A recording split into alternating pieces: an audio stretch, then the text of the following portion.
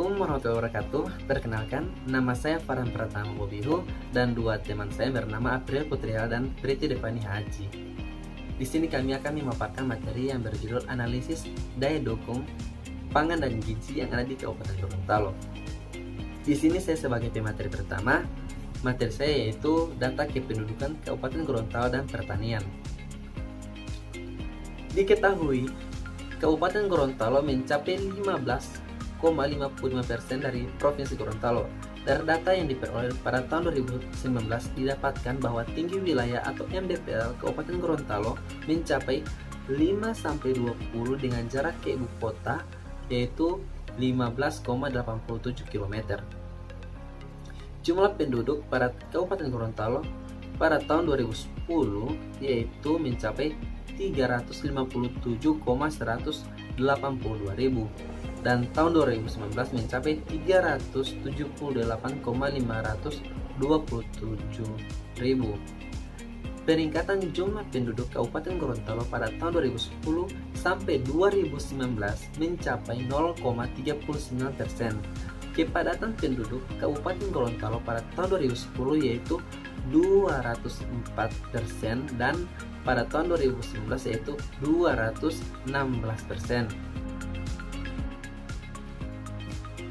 Kemudian pertanian. Diketahui luas panen Kabupaten Gorontalo pada tahun 2010 yaitu 28.432,59 hektar.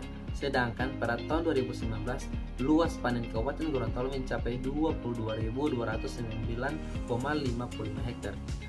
Produksi padi pada tahun 2010 yaitu 137.246,25 ton dan pada tahun 2019 yaitu mencapai 103.587,38 ton. Produksi beras pada tahun 2010 yaitu 76.238,35 ton, sedangkan pada tahun 2019 yaitu 57.541,33 ton. Pada tahun 2015 produksi jagung mencapai 152.863 ton dan produksi kedelai mencapai 1.000 ton. Di sini terdapat luas panen sayuran dan jenis sayuran. Pada tahun 2018, bawang merah yaitu diproduksi sekitar 111 ton dan pada tahun 2019 50 ton. Cabai pada tahun 2018 diproduksi sekitar 791 ton dan pada tahun 2019 sekitar 1137 ton. Kemudian ada petsai. Pada tahun 2018 diproduksi yaitu sekitar 10 ton dan pada tahun 2019 yaitu sekitar 9 ton. Kemudian tomat. Pada tahun 2018 tomat yang diproduksi yaitu 115 ton dan pada tahun 2019 yaitu 223 ton. Diketahui kentang, kubis dan bawang putih tidak diproduksi pada tahun 2018 dan 2019. Kemudian ada luas tanaman biofarmaka untuk jahe pada tahun 2018. Kabupaten Gorontalo memproduksi 146.100 hektar. Sedangkan pada tahun 2019 Kabupaten Gorontalo tidak memproduksi lagi jahe.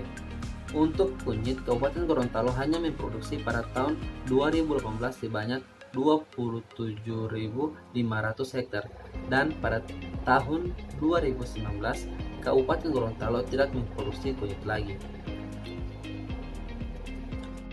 Baik, saya Aprila Putrihala akan melanjutkan presentasi dari teman saya. Untuk produksi buah-buahan di Kabupaten Gorontalo, berdasarkan tabel yang sudah disajikan, Kabupaten Gorontalo memproduksi lebih dari 10 jenis buah-buahan. Namun, untuk produksi ini, dari tahun 2018 sampai 2019, semua jenis buah-buahan ini mengalami penurunan produksi. Kemudian untuk peternakan, Kabupaten Gorontalo memiliki 4 jenis ternak dan 4 jenis unggas. Populasi jenis ternak yang ada di Kabupaten Gorontalo dari tahun 2018 sampai tahun 2019 ada yang mengalami peningkatan dan ada pula yang mengalami penurunan. Berdasarkan tabel yang telah disajikan, dapat dilihat bahwa jenis ternak yang mengalami peningkatan yaitu sapi potong, kuda, dan kambing, sedangkan jenis ternak yang mengalami penurunan populasi adalah kerbau. Berbeda dengan jenis ternak, semua populasi unggas yang ada di Kabupaten Gorontalo pada tahun 2018 sampai tahun 2019 mengalami peningkatan. Untuk produksi daging ternak, di Kabupaten Gorontalo hanya ada 3 jenis ternak yang diproduksi dagingnya.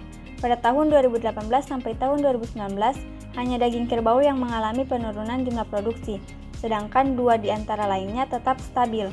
Dan untuk produksi unggas, Kabupaten Gorontalo memiliki 4 jenis unggas yang diproduksi dagingnya, dan dari tahun 2018 sampai tahun 2019, jumlah produksi mengalami peningkatan. Selain memproduksi daging ternak dan daging unggas, Kabupaten Gorontalo juga memproduksi telur unggas. Ada 3 jenis unggas yang telurnya diproduksi, yaitu ayam kampung, ayam petelur, dan itik. Pada tahun 2018 sampai 2019, produksi telur unggas ini mengalami peningkatan. Nah, perkenalkan, nama saya Priti Devani Haji. Saya tinggal di Kabupaten Gorontalo. Di sini saya akan melanjutkan penjelasan dari rekan-rekan saya mengenai analisis daya dukung pangan dan gizi yang berada di Kabupaten Gorontalo. Rata-rata pengeluaran per kapita sebulan Kabupaten Gorontalo yaitu pada tahun 2018 untuk makanan mencapai Rp489.477,12, sedangkan untuk bukan makanan mencapai Rp592.790,14. Nah, jumlahnya mencapai Rp1.082.267,27. Sedangkan pada tahun 2019, Kabupaten Gorontalo mengeluarkan biaya untuk makanan mencapai Rp422.211,23 dan untuk bukan makanan yaitu Rp466.615,37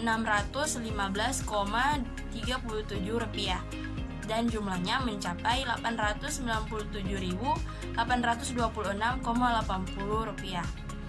Nah, dengan itu kita bisa mengetahui jumlah dari pengeluaran per kapita sebulan makanan dan bukan makanan dari Kabupaten Gorontalo pada tahun 2018 dan 2019.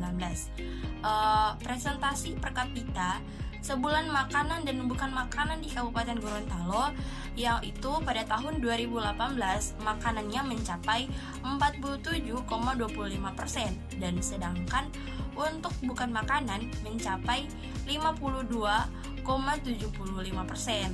Nah, untuk tahun 2019 makanan mencapai 47,81%, sedangkan untuk bukan makanan mencapai itu 52,19%.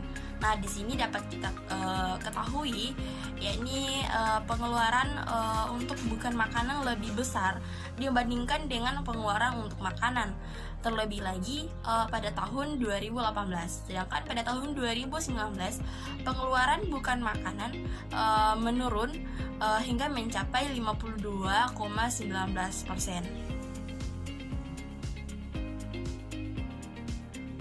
Nah, dari data yang telah kami peroleh dari data Kabupaten Gorontalo, untuk daya dukung pangan dan gizinya masih cukup memadai karena walaupun penduduknya mengalami peningkatan dari tahun 2010 yaitu dengan jumlah 357.182.000 dan tahun 2019 menjadi 378.527.000. Tetapi Kabupaten Gorontalo memiliki luas panen padi terbesar di Provinsi Gorontalo yaitu 45,32%. serta Kabupaten Gorontalo juga memproduksi beberapa bahan pangan berupa jagung dan kedelai. Nah, di sini kita bisa melihat analisisnya untuk produksi karbohidrat yang berada di Kabupaten Gorontalo sudah cukup memadai untuk masyarakat setempat. Nah, demikianlah presentasi mengenai analisis daya dukung pangan dan gizi yang berada di Kabupaten Gorontalo oleh kelompok 3 kelas B. Lebih dan kurangnya kami mohon maaf. Wassalamualaikum warahmatullahi wabarakatuh.